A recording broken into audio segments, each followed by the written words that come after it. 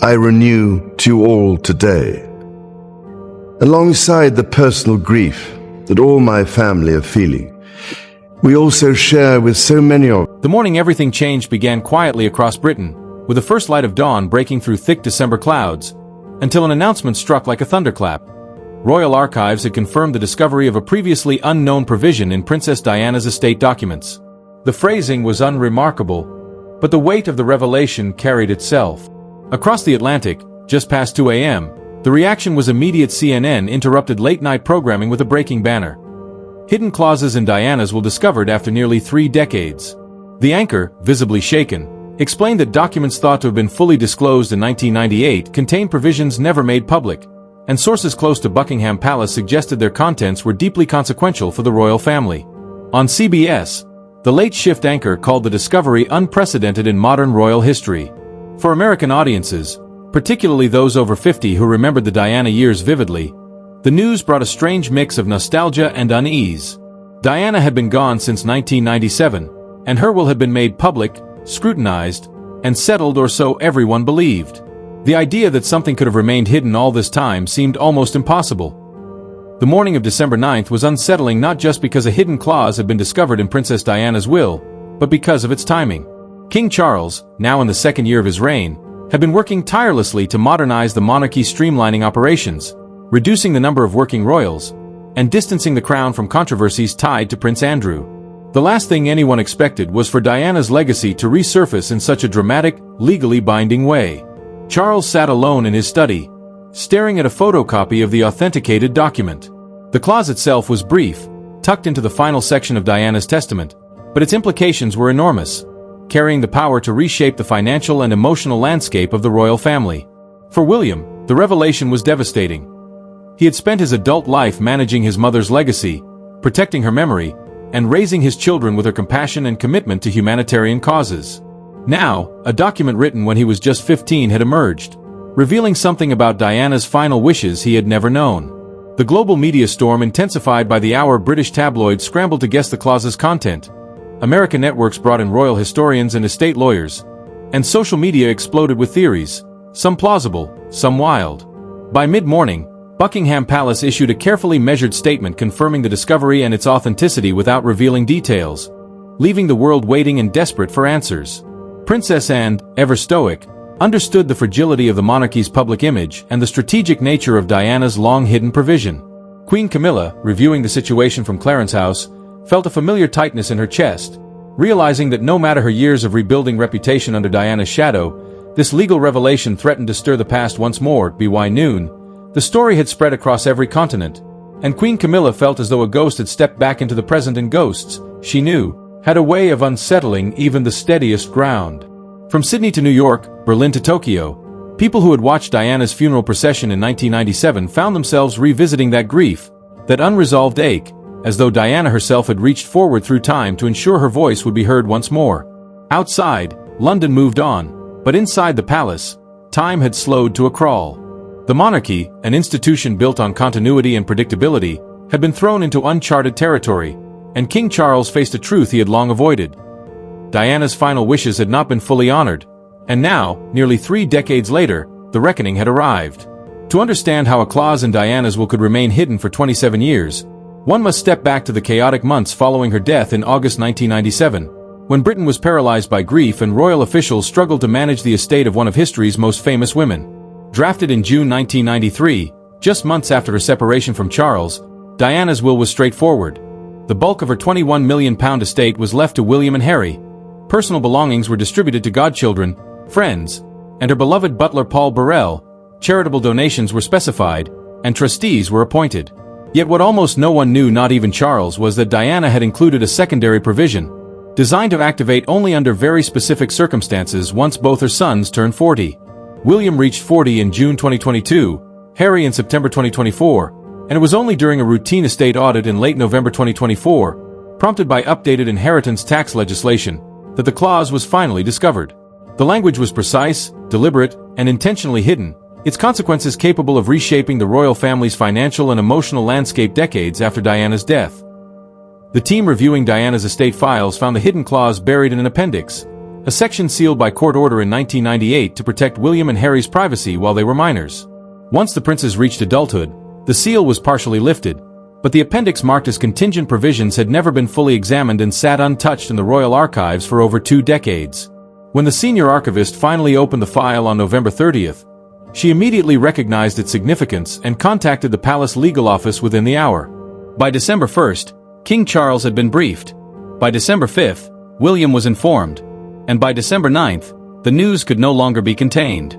The story leaked through a chain of unofficial channels. A junior solicitor mentioned it to a colleague, who told a journalist, who verified it with a secondary source, and within hours it was everywhere. The clause itself was deceptively simple. Diana had established a secondary trust that would activate only once both William and Harry turned 40, containing funds set aside to protect her son's well-being in case of financial hardship, reputational crises, or estrangement from the royal institution. The initial investment of approximately £3 million had grown to roughly £12 million over 27 years, thanks to careful management and compound interest. Access to the trust was conditional. The sons could only use the funds if they formally separated from active royal duties, maintained a documented connection to Diana's charitable legacy, and refrained from publicly disparaging each other, a provision that stunned everyone who read it.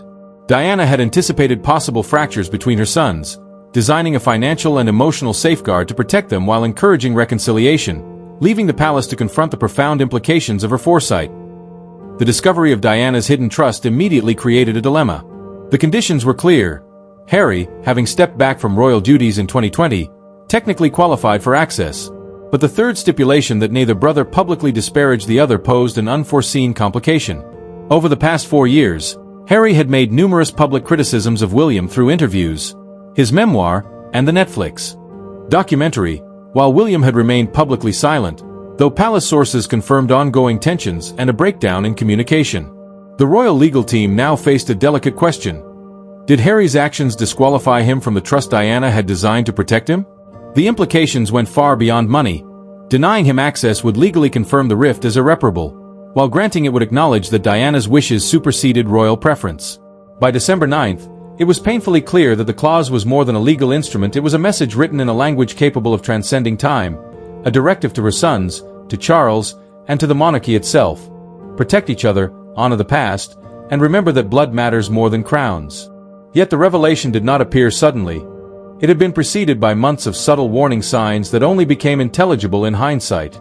In early September 2024, just after Harry's 40th birthday, a senior trustee of Diana's estate sent a cryptic, formal request to the palace legal office seeking clarification on activation protocols for contingent trust provisions. Though noted by a junior advisor, the request was buried under urgent matters tied to King Charles's state visit. 2 weeks later, the trustee sent a second, urgent letter directly to the master of the household, referencing outdated beneficiary instructions, an insistent signal that the hidden clause was poised to emerge after decades of dormancy. The warning signs that preceded the discovery of Diana's hidden clause had been subtle but consistent. In early September, a senior trustee of Diana's estate requested an immediate review of contingent trust provisions before year-end tax filings. But palace staff, overwhelmed by the demands of a modernizing monarchy, treated it as routine estate maintenance, unaware of its larger significance. The second sign appeared in late September, noticed first by Catherine, who, while reviewing heritage documentation for an exhibition honoring Queen Elizabeth, came across a reference to Diana's archived personal papers. Though initially seeming ordinary, the wording struck her as unusual. Certain estate documents remained under conditional seal pending temporal beneficiary requirements, language that suggested age, timing, and future activation. She flagged the entry for a palace archivist, who promised investigation, yet weeks passed without follow-up. The third sign emerged from Princess and in early October during a private meeting reviewing the annual audit of Grace and Favor properties and royal estate allocations. A financial officer noted unexpected residual growth in Diana's estate trust fund, which had been settled in 1998, and, ever vigilant for institutional irregularities, immediately questioned the anomaly. Such growth could only exist if funds were held in a separate, actively managed trust. Each of these small signals, overlooked at the time, would later form the breadcrumbs that led to the full revelation of Diana's carefully concealed provisions. The fourth and fifth warning signs of Diana's hidden clause soon brought the matter to full focus. In mid-October, while preparing routine estate compliance reviews under updated inheritance tax legislation, a senior palace solicitor noticed a discrepancy in the archival index. Diana's will officially contains 7 primary sections, yet the digitized version available to the legal team showed only 6. The missing section, labeled Appendix C, Contingent Provisions, was assumed to be a filing error from the early 2000s digitization, prompting a request for the original file from the Royal Archives.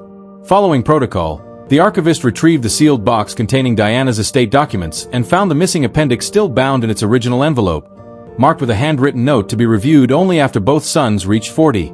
Hands slightly trembling, she alerted the head of the archives, who contacted the palace legal office, and by late October a small, discreet team of senior advisors had photographed and assessed the contents, realizing their significance far exceeded expectations.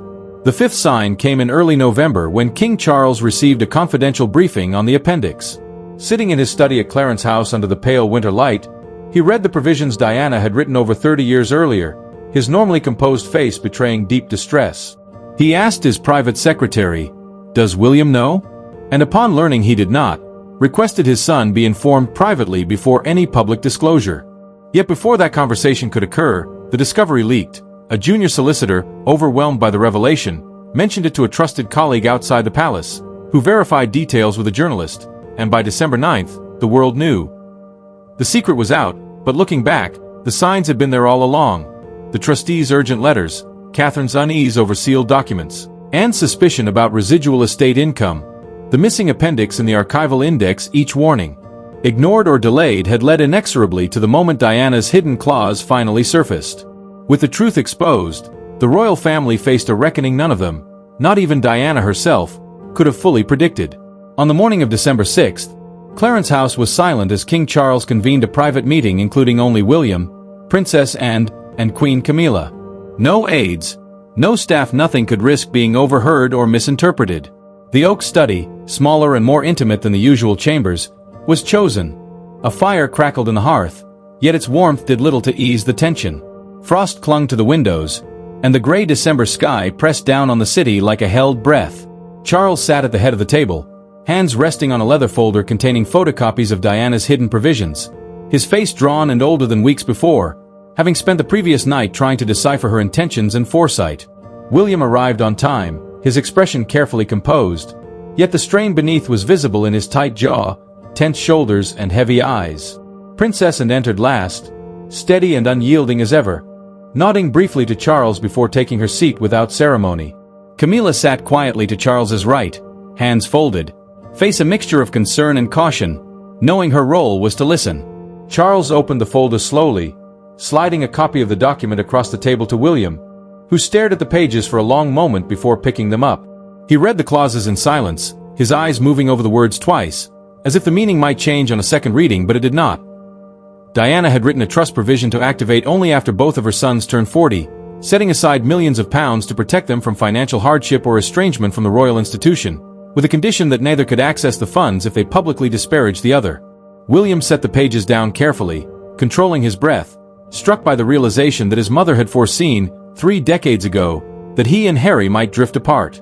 She had anticipated conflict, distance, and words spoken in anger that could not be taken back, and in the only way she could, had tried to protect them from that future, and broke the silence with her directness. The trust was legally binding, the conditions clear, and the question now was whether Harry's public statements disqualified him. Charles looked at William, waiting for a response, but William remained silent, memories of his mother and their last summer together flooding his mind, along with a letter she had written him weeks before her death, urging him always to look after Harry.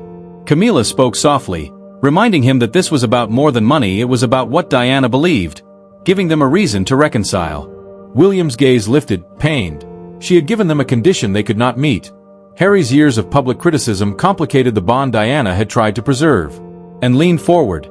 The question was not what Harry had done, but what William would do with the information. Whether the clause became a weapon or a bridge was his decision. Charles exhaled slowly, warning that if the matter reached the executives, they would interpret the clause strictly, potentially disqualifying Harry.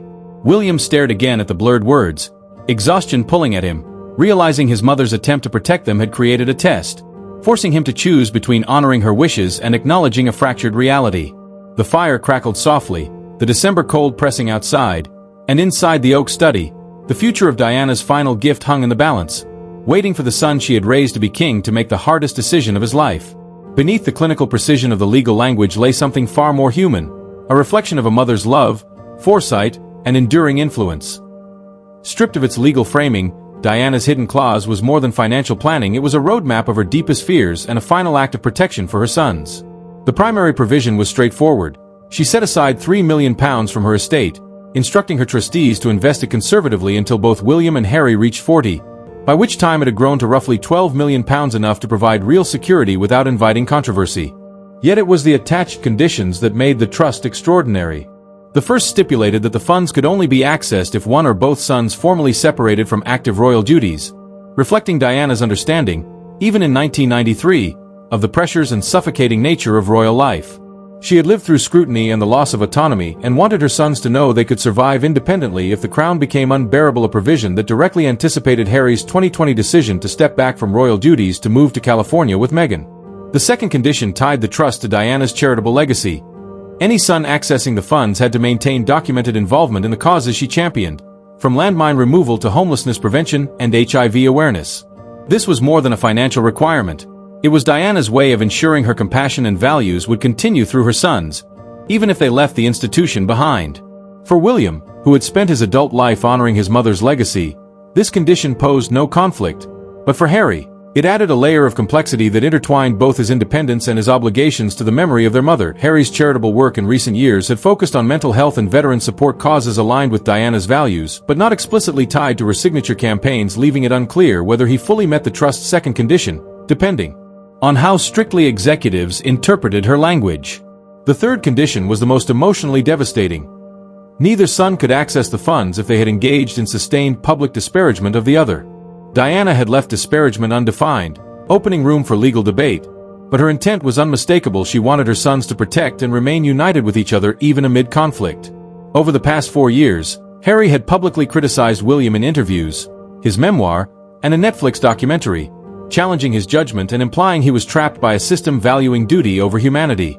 None of these statements were legally actionable, but they were public, documented, and difficult to ignore.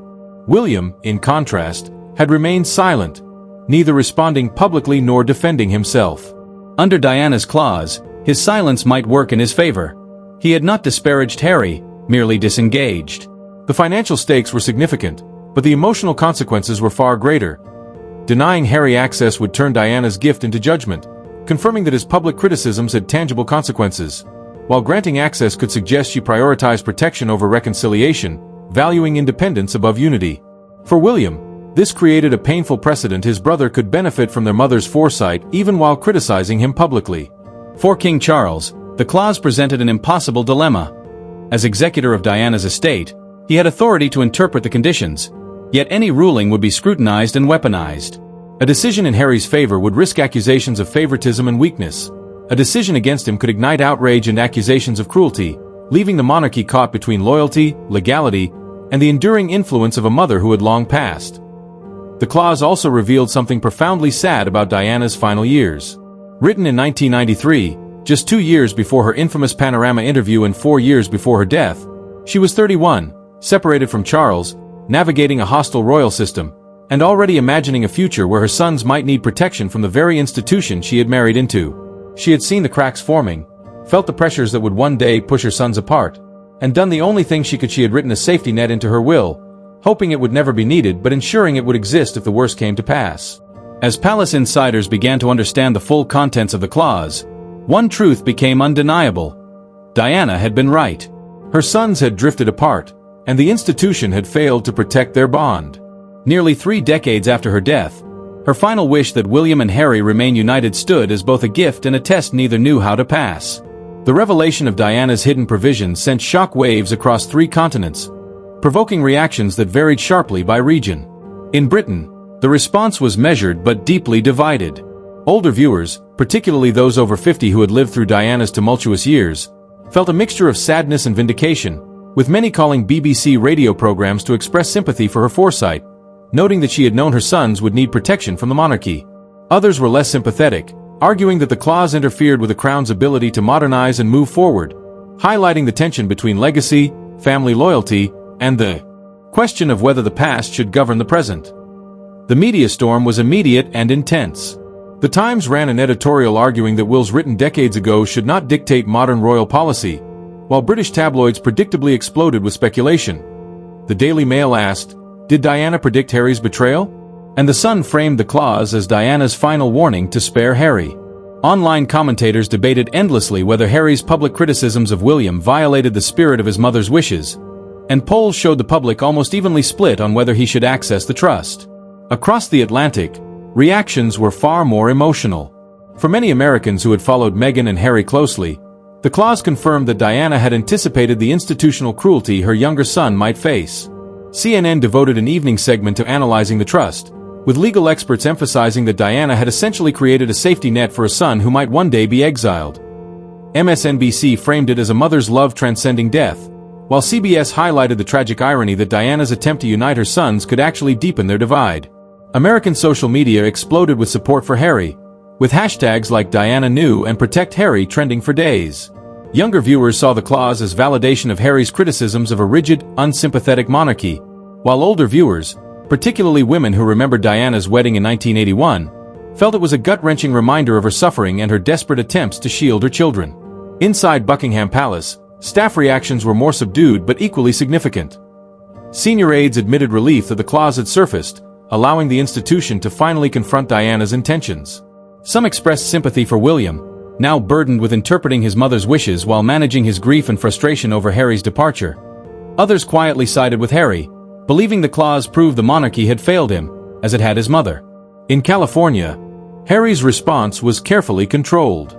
Sources close to the Sussexes indicated that he had not known his mother had planned for this and had never realized she foresaw a future where he might need financial independence from the crown.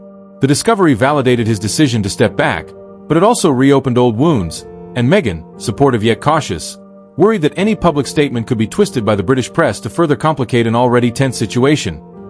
Meanwhile, international legal experts weighed in on the implications, debating whether Harry's public statements truly constituted disparagement under the terms of Diana's clause. Some argued that criticizing the institution was not the same as attacking his brother personally, while others contended that his memoir had crossed a line by detailing private family conflicts. As December progressed, it became clear that Diana's hidden clause had done exactly what she might have feared. Instead of uniting her sons, it had given the world one more reason to take sides, turning her final act of love into another battleground. Beneath the legal language, the truth of Diana's wishes revealed a mother's foresight and fears. Drafted in June 1993 during one of the darkest periods of her life, her marriage collapsed, the palace hostile, the press cruel, and her own mortality painfully evident. Diana had recognized that William, the future king, would always have institutional protection, but Harry, the spare, could be left vulnerable. She built a safety net to ensure his independence if the worst came to pass, but she also understood that the greatest threat was the loss of brotherhood. The third condition, forbidding public disparagement, was meant to preserve that bond, not to control them from beyond the grave. Her foresight proved hauntingly accurate. Harry stepped away from royal life, faced financial and institutional uncertainty, and publicly criticized William, deepening a rift that Diana had anticipated. For William, the clause presents an agonizing dilemma. Honoring his mother's wishes could mean seeking reconciliation, a task fraught with years of hurt and betrayal. For Harry, it is both a gift and a judgment, confirming his mother understood his need for independence while challenging him to consider the cost of his words. For King Charles, it is a reminder that Diana's influence endures, shaping decisions and testing the family decades after her death. Most profoundly, the clause reveals the limitations of love. Diana tried to protect her sons, keep them united, and provide freedom and security, but ultimately, she could only offer tools, leaving the choice of how to use them in their hands. As December drew to a close, the monarchy stood at a crossroads, forced to confront truths long avoided. Diana had reached across time not with judgment but with hope, believing that her sons could find their way back to each other, and the world watched, wondering if even love written into a will 27 years ago could still heal a family that had lost its way.